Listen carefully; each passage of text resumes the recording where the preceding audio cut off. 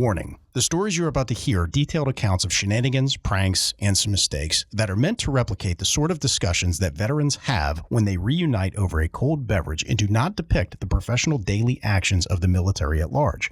We hope to make you laugh, but not to disrespect our proud men and women in uniform.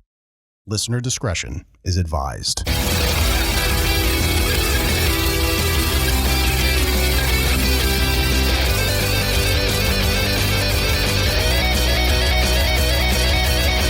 Welcome to Cammo Comedy, where we take a humorous look at the lighter side of military service. We got a big show for you today, but before we jump into it, if you like what we're doing here, give us a subscribe, give us a follow, whatever they call it on your podcasting platform. And while you're at it, give us a 5-star rating, write us a review, as that makes us more relevant in the algorithm and boosts the overall visibility of the show. But word of mouth advertising is just so powerful, so if you tell some friends, I will love you forever. Okay, let's jump into the show. I am your host, Aaron Wolf. Just as a friendly reminder to the audience, we put out a new show every single Monday, so make sure you give that notification bell a nice tap.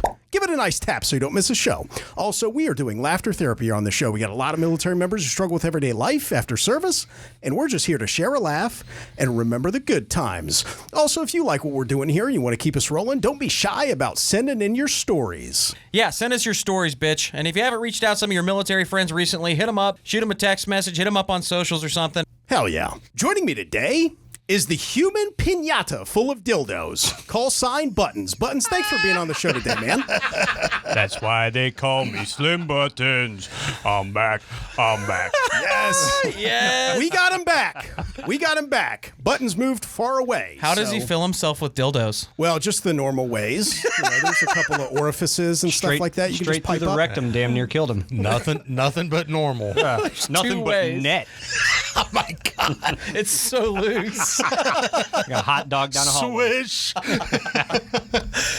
We're happy to have Buttons back in studio today. Good to be back. Yeah, we got him a beautiful hotel with an awesome view overlooking a cemetery. So, and a nice per diem of Arby's coupons. And the ghosts were having a party out there last night, so I appreciate it. Yeah. He's sleeping Kept me in a awake all cardboard box by the dumpster. We wrote Motel 6 on the side of the box. You weren't supposed to say that. Also joining us today is the man who is infamous for fishing money out of an unflushed toilet. Call sign Kronk. Nice. Kronk, thanks for being on the show today, man. Good to have you. It's a terrible water fountain. What's that smell? Even worse drinking fountain. As long as you give it a good rinsing, it'll be fine. Also joining us today is the man who uses Ron Jeremy's fitness routine. Call sign Cheeks. Cheeks, thanks for being on the show today, man. So you're saying he doesn't work out? Yeah, just body by Ron. I mean, what do you want to say? Big old I can hear the wheels turning over there. Yeah, I'm trying to It's a think of squeaky something. hamster right now. I can smell the smoke over here. I know. Probably because it's not so far off that I don't have a quick retort. We're both shaped the same. Except We're both for the hung dick the size? same. Okay, Buttons. Be cool. Okay. I've seen you I'm going to naked. boo the shit out of you today. No booing. I'm going to boo him. And next time I'm filling Buttons up with dildos, I'm going to make sure I spread his cheeks and not hate. Nice. So I got the first story here. All right, man, what you got? We have a female Marine story. Oh, nice. Well, I should say it came in from a female. So we just got a Marine. We just have a Marine story. So these Marines, they're living in Tent City, and they're in some kind of a European country of some kind. They're doing some training, okay? All right. And on this particular training day, they had to go take the Humvees out for a training mission. Okay. All right. They ended up going to the chow hall before they loaded up, and they grabbed a big old bottle of hot sauce, of Texas Pete hot sauce. Pete. Okay? Of Texas Pete hot sauce. Oh, You can't be giving him shit for how he says stuff and then say things wrong. I accidentally mispronounced them. His is intentional That's a hell of an stupidity. indictment. So they grab a bottle of hot sauce because what are you going to put on your MRE to make it actually palatable? Hot sauce, and right? salt. Yeah. So they're out for the day, but their convoy has to make a quick stop, and the boys get to talking shit. Right. Okay? Well, they tell one dude, hey, we'll give you $20 to chug that bottle of hot sauce. And we're not about talking right. like a little shooter, like 1 ounce hot sauce. We're talking like a normal fucking bottle of hot sauce, okay? Family size, Sam's Club. 64 ounces of hot sauce. Nice. I like where this is going. So the one guy's like, $20, no fucking way. That is not enough. Well, obviously somebody in the distance heard that and was like, Hey, I got 20 on that. Somebody else. So they're just up in the ante. I'll throw another 20 on that. That's how it starts. So it gets up to like 60, 70 bucks, right? So he's like, I don't know, man. I'll think about it. So they restart their mission, and they're supposed to have some sort of noise discipline and be like tactical about this as much as you can in a fucking loud Humvee, right? Right. But they're not supposed to be screaming back and forth to each other from the trucks. Well, he's on the road, and he's in a gunner's turret. As they're doing their thing, he just kind of stops. He goes, all right, I'll do it. He takes the bottle, fucking uncaps. I imagine him like smacking the top of it and spinning it off in one motion, pops the little stopper off on it, you know, so you don't put too much on your food. And then he takes that fucking thing, throws it back up into his face. And I imagine he does a little twisty twist that you do when you're trying to chug, and it shoots all straight down his throat, right? Yes. Now, the observers of this incident said he went from being cool as a cucumber to just straight stoic on his face. Yes, he did. Okay? And all of a sudden, from the top of the turret, you hear, stop! God. So he yells, stop. They halt the convoy. This guy crawls over the armor on the back of the turret and just starts projectile vomiting red shit out of his face. Oh, nice. You hear the platoon leader start yelling at him, you better not get that on my truck! None of that shit better get on my truck, I swear to God! Every last bit of it got on the truck. See, that's a very Marine thing to worry about. Like, you're not necessarily worried about the welfare of the Marine. You're worried about, like, hey, I don't want to clean that bullshit off the side of my Humvee. I don't give a fuck about your stomach lining.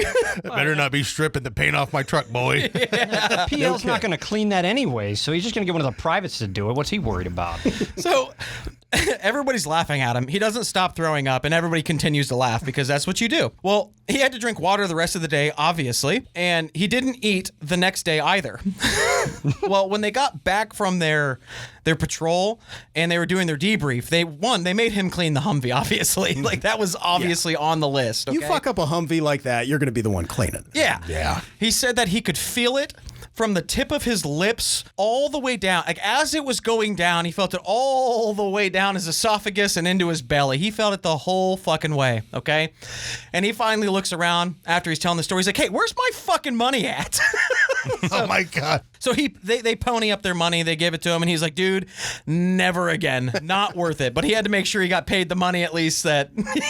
Yeah, he was owed at this point. He earned that shit. That is true Marine fashion where, oh, wait a minute. I did that for money. He made $1 an ounce of hot sauce. I'm just thinking to myself, I wouldn't want to have been down inside the Humvee just in case it came out the other end. Oh, yeah. That's a good point. That would have been a bad day. For everybody. Yeah, nice. Real bad day. Thanks for sending that in. Yeah, love that. Well, I'm trying not to make it sound like I was a bully, but... You bullies always say that. What you got, Kronk? Everyone's the hero of their own story, Kronk. I try to be, but this one's going to be rough. We know what you are. We were trying to prepare. It was Fort Bragg. I can't remember the exact year. It was when Hurricane Hugo came through. Okay. 88, I think, is when that happened. Oh, my God. I can't. Hell of a memory on you.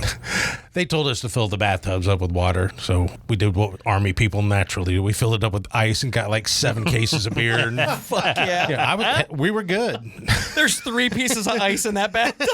The rest is beer. I mean, to be fair, though, the ice is going to melt and it's becoming water. That was my reasoning. Technically following the rules. They didn't want to hear that. But anyway, so I'm getting a little tanked, celebrating the hurricane. I don't have to go to work the next morning. And this guy, he starts getting on my nerves. I think he tried to hit me with a pool stick, and that's how I wound up with the pool stick in my hand anyway. Oh, no. So I gave him a good, knock in the noggin with about 60% power. Holding back a little bit. Dropped to the floor. I didn't want to seriously hurt him, so to make sure he stayed out of my hair and not interrupt my good time, I took him, put him upside down in the trash can head first. Oh, my God. This is your home now. Yeah. Right? It's the same place that Buttons is sleeping. Don't knock it till you tried it. But anyway, finally got him out. Somebody drugged the trash can out of the whole day room and everything. And I'm standing there with this pool stick in my hand. I'm like, you know what? The wind's starting to kick up pretty high. Poor little Oscar. He's just this little, I'm going to say 5'6", 5'7", maybe 100 pounds, and that's being generous. Oh. He's just standing there, and he was watching us take care of business with the other guy. And you're 6'12". That's 7 feet. Yeah. Public school. Public school. I just thought it would be kind of cool if I took the broomstick and that pool stick. We strung the pool stick out on his arms, and the broomstick went from his head to his toes, and we tried to tie his feet up to the broomstick. That's where the bed sheets came in. Oh my God! We weren't getting enough air time with just his body. Oh, you made him into a flying squirrel. You get moose, I get squirrel. So essentially you made a kite. Pretty much. So we take him outside again with the bed sheets, and we tried our best to make a kite, but drunk people just don't make kites very well. No. Most people probably don't make a good kite. When you say drunk people don't make kites well, do you mean the person operating the kite or the drunk person that you made into the kite? That poor kid rolled. I threw him up in the air as high as I could get him. It was maybe about 5 or 6 feet up in the air. We had a little rope tied up, but that rope did nothing. His poor body just tumbled. He hit the ground and just rolled. There was bed sheets all over the place. Poor broomstick looked like it broke in half behind him. You tied this guy to a makeshift parachute and threw him into a hurricane. He was all right with it. He's like, do it again, see if we can get more height. Oh my God. That tracks, Bragg. Yeah. Yeah. Yeah, you got to love Fort Bragg. But yeah, we tried to turn this poor kid into a human kite. And I don't want you to get the impression that I'm some kind of bully or something, but I don't know if I'm going to be able to get that out of there. Oh, that's fucking amazing. Every bully listening is like, no, he's not a bully. Every kid ever's been bullied like, fuck that guy. Well, yeah. I got called into the first sergeant's office and to come to command. You don't say. There. Oh, yeah. And oh, no, the consequences of my actions. They're rolling their eyes like, God, what is it now? Why does Private Oscar have a fractured skull? Yeah. To be fair, though, Oscar was egging it on. He's like, throw me again. He was. When we threw him out the second time, his body kind of came to rest at like a stairwell. So, I mean, it's not like he was going to go too far away. Oh, shit. But it was horrible because they're like, Gronk! I said, what? They're like, get in here. First, they want to know how Private Oscar wound up in a stairwell with a pool stick and a broomstick tied to him, and God knows where the bed sheets went. And why I was putting people upside down in a trash can. Well, in my defense, it could have happened to anybody. Yeah, exactly. Oh, that's amazing. I mean, I've got 1,000 Fort Bragg stories. I'll divulge them as soon as I remember them. But yeah, oh my okay. Lord. Nice. Hey, Oscar, if you're out there, go ahead and write us, man. We want to hear your rendition of this. Was this consensual? Nice. We'll be right back with more Cammo Comedy after a quick word from our sponsor. Stay tuned. With Just the Tip Tactical, Just the Tip has never felt so good. Their top-notch muzzle brakes tame your rifle's recoil, keeping you locked on target and grinning like you just hit the bullseye in more ways than one. Say goodbye to kick and hello to faster follow-up shots. Check them out today at justthetiptactical.com. That's justthetiptactical.com. Whether you're looking to improve your rifle or just want some cool apparel with an eye-catching logo, go now to justthetiptactical.com. That's justthetiptactical.com. Enter promo code WOLF, that's WOLF, for 15% off. You can't beat that. And when you patronize the companies that sponsor us, it helps us pay the bills over here. So thank you for supporting the businesses that support us.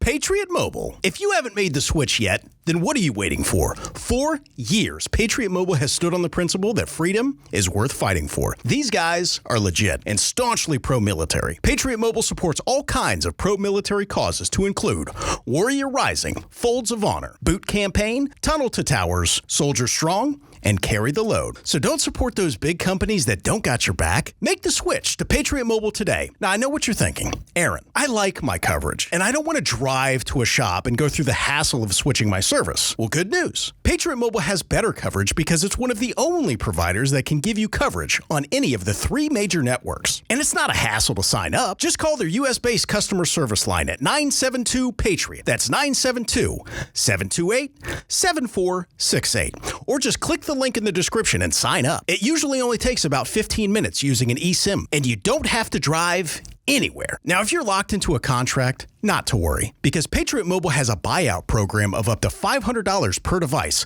So call today, 972-PATRIOT. That's 972-728-7468. Or just click the link in the description and make sure you use the promo code WOLF, that's WOLF, for 1 free month of service. Okay, let's get back into the show. All right, so I've got the next story. We're looking at Lackland Air Force Base back in the 1970s. Lackland is where they send Air Force to do their basic training. They've got a lot of different training down there that they do. So there was an Iranian student there that was there for training for some purpose. I believe he was actually part of the Iranian military and was here training on like a foreign exchange type thing. One of those cross-training events? Yeah, something like that. So he's there, he's training, and he's got a van that he's got while he's there, and he's driving it around, to get around town and do whatever it is he needs to do. Right. So one day he's driving down the road, right, and he decides, I'm kind of thirsty. I'm going to grab something to drink. So he puts the van on what he thought was autopilot. Okay. And walks to the back of the van to get a drink out of the refrigerator that he apparently had in his van. This guy Hold is a on. genius. What? Wait a minute. What year was this? 1970s. And he said he put it on what he thought was autopilot. Yes. Here in the States, we refer to it as cruise control. No. Yeah. Yeah. So he put his van on cruise control, thinking it was autopilot, Oh, he's so fucked. and walked to the back of his van, or crawled, or however it is. Because when I think of a van, I imagine seats, not a refrigerator in my van. Well, this was the 70s, so there was a lot of space. You That's had a true. shaggin' Yeah, wagon. you had the shag vans back then that had like the shag carpeting, and they're painted mystic dragons on the side. I and shit. hope that's what he I mean, It was some little VW bug bus, like in Back to the Future. Yeah. So needless to say, cruise control is in fact not autopilot. Yes. And so while he is in the back getting said drink, the van runs into a wall. Whoops. Yeah. Well, go on. So apparently he was okay. Yeah. Well, that's good. Had some scratches and bruises and whatnot, but don't really know what happened to the van. Didn't have any of that information. I would have to imagine it was probably mostly totaled, because you don't Yes. typically hit stationary walls with a van at any speed, really, and not walk away with the van being mostly totaled. Especially when it's on autopilot. Right. Well, autopilot will do that to you. Well, see, we've had stories that are similar to this on the show, and I really love how a lot of foreign dignitaries, foreign people have just this overconfidence in the technology that we have in the United States, especially back in the 70s, especially back in the 80s, 90s, that kind of thing, where they're just like, look, if they can make the airplanes in autopilot, then why not a van? You know what I mean? Public service announcement. If you're coming from another country, we do not have autopilot on our vehicles. It reminds me, too, of like my first couple of deployments to Iraq. All the Iraqis thought that our Wiley X sunglasses had X-ray vision and we could see them naked under their clothes and shit. Okay. Oh, They all thought, they all thought that we had this crazy technology and we could like see their women naked through their clothes. And Show your tits! Yeah. Not your cheeks, not your ankles.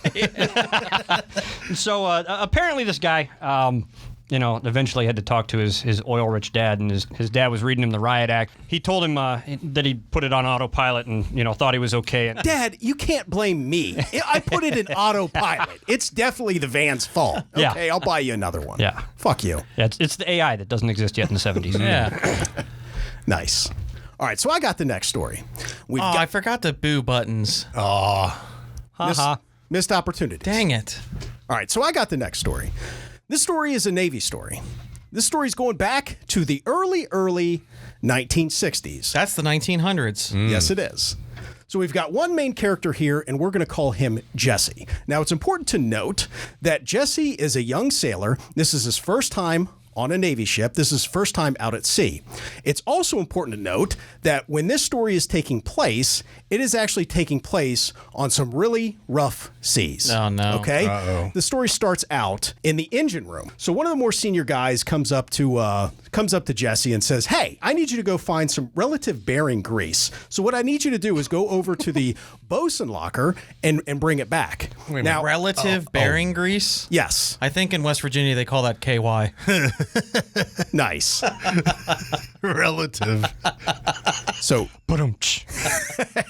so young Jesse, he's very enthusiastic. He wants to be an advantage to his teammates. So he says, aye, sir, not a problem. So young Jesse makes his way over the bosun locker, right? Now, mind you, they're in some rough seas. So as he's maneuvering his way through the ship and up and down ladders and everything, he's getting tossed around quite a bit. So he makes his way up to the bosun locker. Nobody's there. So young Jesse makes his way back on down to the engine room. He links up with that senior guy and he says, hey, nobody was up there. So the senior guy's like, oh, okay, so what you need to do is, Charlie was using it. He's down in the bow. So you need to go grab it from him. So young Jesse's like, aye, sir, not a problem. So he maneuvers his way over to the bow. Nobody's there. So he's still getting tossed around, all that kind of stuff as he's going up and down ladders and traversing the ship. So he makes his way back down over to the engine room. Are these the only two motherfuckers on this ship? No. That's what I was going to ask. No, wait for it. So check this out. Jesse links up with that same more senior guy and says, hey, I just went over to the bow, but nobody was there. He's like, oh, okay. So you know what? I think Alvin's working on that, and he's over in the chain locker. So, aye, sir, not a problem. So young Jesse makes his way over to the chain locker. Nobody's there, so he's starting to get a little frustrated, understandably so. So he goes back on down to the engine room. He links up with that same senior guy and says, hey, nobody was in the chain locker either. He's like, oh, hey, man, I'm really sorry about this. You know what? We're going to handle this right now. So the more senior guy gets on the horn and pretends to call the captain of the ship. Oh, my God. So he gets on the phone, does a fake dial and everything. And keep in mind, captain in the Navy is not the same as Marine and Air like Force. A colonel or something. He's calling the head guy. It's way higher. Yeah, he's calling the head guy on the ship. So anyway, this senior guy's like, hello, Captain. Yeah, I got a young sailor over here, and we're trying to track down some relative bearing grease. Okay. Yeah, I'll let him know. Aye, sir. Not a problem. He hangs up the phone. He says, okay, so what you need to do is they're working with that stuff over on the 03 level. You need to go on over there. Oh, no. So is he just making up terms? So Jesse's like, all right, I'll make my way over to the 03 level. Mind you, they're still on some rough waters, right? So he's getting tossed around as he's trying to maneuver all through the ship. Me and Bud are still trying to figure out if there's anybody on this ship. These guys out there floating around on a ghost ship somewhere. Hell yeah. With no relative bearing grease anywhere to be found. So Jesse makes his way up to the 03 level. Nobody's there. So he's starting to get really pissed off at this point, and there's some other guys that are kind of working around that general vicinity. So Jesse approaches one of the guys and says, hey, where can I find some relative bearing grease? Now, for those in the audience who might not have caught on by now, there is no such thing as relative bearing grease. This is a fun little prank that a lot of the Navy guys like to pull on younger sailors. Like a box of grid squares. Yeah. Yeah, it could be like a box of grid squares. Well, like Cheek says, it's West Virginia. Absolutely. So this other guy that Jesse walked up to is tracking right away what's going on. So he just kind of pipes up and says, did you check with the engine room? And he says, yeah, I've checked there, but every place that they're telling me to go, nobody seems to be working in there. And he's just like, well, okay, that's because relative bearing grease is a really scarce commodity. It's really hard to come by, and they don't want to just let any old Joe have it. You know what I mean? So he says, okay, so where can I find some? He's like, what you need to do is you need to go down to the boiler room. They've definitely got it down there. So Jesse says, aye, sir. And then he makes his way on over to the boiler room. So once he gets over to the boiler room, there's a group of more senior guys that are just kind of hanging out. And Jesse goes up to one of them and says, hey, where can I find some relative bearing grease, right? One of the senior guys pipes up and says, hey, Tommy is working with that stuff down in the bilge. Now, for those of you in the audience who might not know, the bilge is not a pleasant place. Okay, it is the lowest portion of a ship, right? And this is where, like, if water washes on the deck or anything like that, it makes its way down to the bilge. It's got a lot of grease, a lot of oil, a lot of cigarette butts. A lot of relative bearing grease. It's basically like an open sewer, but it's got no sewage, right? Young Jesse says, all right, And so then he makes his way down into the bilge. And then one of the senior guys decides that they want to have a little bit more fun with young Jesse. And he pulls out and lights an M80 and then throws it down into the bilge. When he's in there? When he is down there. Now, I will just go ahead and say for the audience, don't fucking light fireworks on a Navy ship, for fuck's sake. Why did this guy just have this shit on retainer in his pocket? I was kind of wondering the same thing. Well, I think they probably... I can answer that question. I think they probably clocked at some point they were going to fuck with the new guy. So anyway, Jesse is down there and the M80 goes off. Boom! This scares the living shit out of young Jesse. He fucking scurries right up the fucking ladder, back up to the boiler room. He scratches his fucking arm and everything. He comes up and all the senior guys are standing around there laughing, right? And they say, hey man, you don't need to worry about that relative bearing grease anymore. We found a suitable substitute. What a bunch of dicks. Oh my God. That's just being in the military, dude. Because as you were telling that story, box of grid squares. Right. I can think of stuff from Fort Bragg, the keys to Area J. I'm sure you remember that one. I need an ID-10T form. ID-10T form. In one of my brigades, we were the Falcon Brigade, and you'd send new guys up to the Sergeant Major to feed the Falcon. The Blue Falcon? Yeah. Pricky 7 radio. 6, Pricky 7, yeah. The old radios that they had. Exhaust samples from the Humvees. Exhaust samples, testing armors for soft spots. So this is checking the shocks on a track, yeah. This is definitely a trend. So yeah, they like to have fun with the new guys, send them on wild goose chases. Fly them and like whatnot. kites. I like how Cheeks just innocently asked, where did this guy get an M80 from? They had this plan. I feel like now, after being around you bullies, that I was the one bullied when I was in it. Hey, thanks for checking out the Cammo Comedy Show Podcast. If you like what we're doing here and you want to participate in this community, there are many different ways you can contribute. First and foremost, tell someone about the show. Word of mouth advertising is very powerful, and we really appreciate you helping us out. If you have any funny military stories of your own or know somebody who does, with their permission, of course, you can contribute those stories via email at stories@cammocomedy.com. That's stories, STORIES, at CAMMOCOMEDY.com. And if you're not too good at the internet, drop us a voicemail at area code 531-222-6146. That's area code 531-222-6146. Yeah, and if you want to interact with us throughout the week, hit me up on my socials, Facebook and Instagram. Just look up ! Cheeks. We have a lot of big plans for this show. In building this community to support veterans, we will announce here soon. So stay tuned. All right. I'm going to go enjoy a nice pasta salad with a little mayonnaise later. Okay, first of all, mayonnaise? Why do you always have a problem with the way I talk? There's a way you're supposed to say the word, Aaron. Mayonnaise? That's not it. Panaz. That's not fucking it, Aaron. That's not...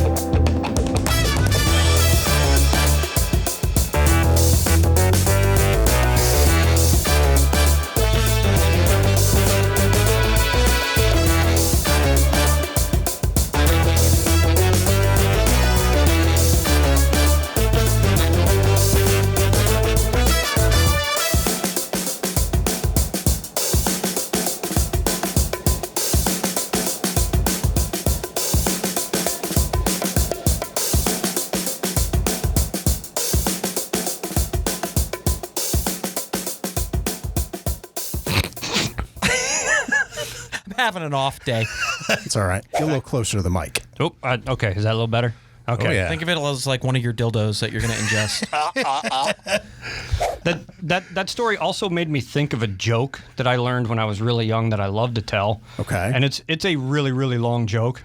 But that story just kept going on, and it was the same. It's the same thing with this joke that I know that I think is fucking hilarious. Most people are angry at the end of it when I tell it to them. So. Is it because it's not funny?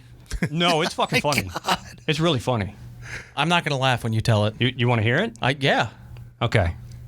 So there's this. Boo. I knew that was coming. That's the only reason he wanted to hear it, because he wanted to boo me because he forgot to do it at the beginning. So there's this little boy named Johnny, right? And one day he's on the playground bouncing his ball. He bounces a little bit too high, goes over the fence, so he goes over and asks the big boys to get it. But the big boys are too busy talking about something. So he runs to the teacher and he says, "Hey, teacher, I was over there bouncing my ball, went over the fence, and I asked the big boys to get it, but they're too busy talking about something, so I came to see if you could give me a hand." And the teacher says, "Well, what were the big boys talking about?" And he goes, "Well, blue fluffy stuff." She said, "Get to the principal's office right now." So Johnny, confused, goes to the principal's office, and he goes, "Okay, whatever."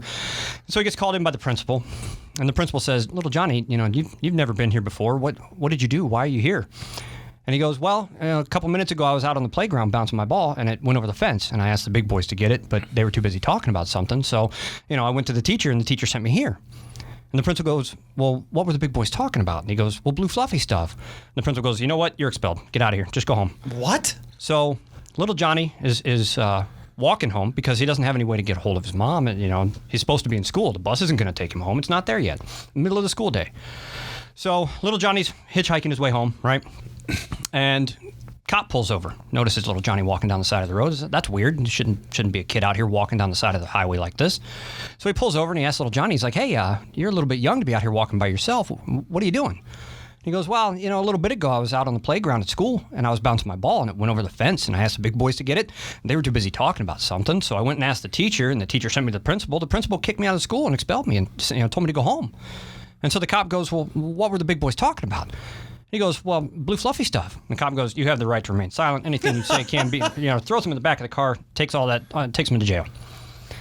So little Johnny has a court hearing, right? It comes up. Jesus. And so he's sitting there in court, and the judge goes, "Hey, you're awfully young to be, sitting here in my courtroom. What are you doing?" And little Johnny goes, "Well, a couple weeks ago I was out on the playground bouncing my ball on the playground, and I bounced a little too high. It went over the fence, and I went and asked the big boys to get it, but they were too busy talking about something. So I went and asked the teacher. The teacher sent me to the principal. The principal kicked me out, and then I got arrested on the side of the street trying to go home." And the judge says, "Well, what were the big boys talking about?" And he goes, "Well, blue fluffy stuff." 20 years. So little Johnny comes up for parole. 20 years, right? And so he's standing in front of the parole board, and the parole board's all sitting there, and they say, "Hey, we understand you've been here for a while. Do you feel like you've rehabilitated yourself?" And he goes, "Well, yeah, I guess." And one of the parole board members goes, "There's not a whole lot of detail here in your file. It looks like you were arrested, and thrown in jail really young, and you're not very old for having served 20 years. Do you mind us asking what put you in prison?" And he goes, "Well, about 20 years ago, I was on the playground bouncing my ball, and I bounced it a little bit too high, went over the fence, so I asked the big boys to get it, and they were too busy talking about something, so I went and asked the teacher. The teacher sent me to the principal. The principal kicked me out. I got arrested, and then I got thrown in jail for 20 years. And one of the parole board members goes, "Well, what were the big boys talking about?" And he goes, "Well, blue fluffy stuff." 20 more years. Parole denied. So another 20 years goes by. Little Johnny, no longer little Johnny anymore, right? He's got 40 years on him now. Yeah, he's like 43 now. Yeah. He's standing in front of the parole board again, different people, and they say, "Hey, do you think you've rehabilitated yourself?" He goes, "Yeah, I'm done. I just want to go home. I want to get out of here. I'm done. I've rehabilitated. I'm good." So they grant him his parole. He's allowed to leave, and he's got nothing, right? He came in as a very young kid and spent 40 years in prison. He's never held a job. He doesn't have money. He doesn't at this point have any relatives that are still living. I mean, he's gotten literally nothing. So he just walks down the road, goes to the first place that he can find. Just happens to be a bar. And so he walks up to the bar, and he's sitting there at the bar, and he's sitting there, and a woman walks up to him, and she goes, "You look awfully lonely. You look kind of down. What's going on?" Little Johnny says, well, about 40 years ago, I was bouncing my ball in the playground, and I bounced it a little bit too high and went over the fence. So I asked the big boys to get it, and they were too busy talking about something. So, I went and asked the teacher, and the teacher sent me to the principal. The principal kicked me out and sent me home. On the way home, I got arrested and thrown in jail for 40 years. And the woman goes, well, you don't, what were the big boys talking about? See, I would stop answering that question. And he goes, well, blue fluffy stuff. And she goes, you don't know what that is? And he goes, no. I've spent the last 40 years telling people about this. I have no idea what the fuck it is. And she goes, well, I tell you what. I gotta run, but here's my address. In about 2 hours, come meet me at my address, and I'll tell you all about it. And he goes, okay. So he's sitting there at the bar, and he's checking the clock, and he's like, okay, I got about 10 minutes. I gotta get going so I can meet this woman at her place. And so he finishes up, goes and uses the bathroom, goes out and starts walking down the road to head to her house and gets hit by a truck. Oh my God. Nice. All right. I fucking hate you. I was correct to boo you. Yes, you were. I love that joke. Love it. Nice. I fucking hate you so much. I'm not Googling that stuff we talked about earlier, and I'm not Googling blue fluffy stuff. I can tell you that right now. I fucking hate you. Oh my God.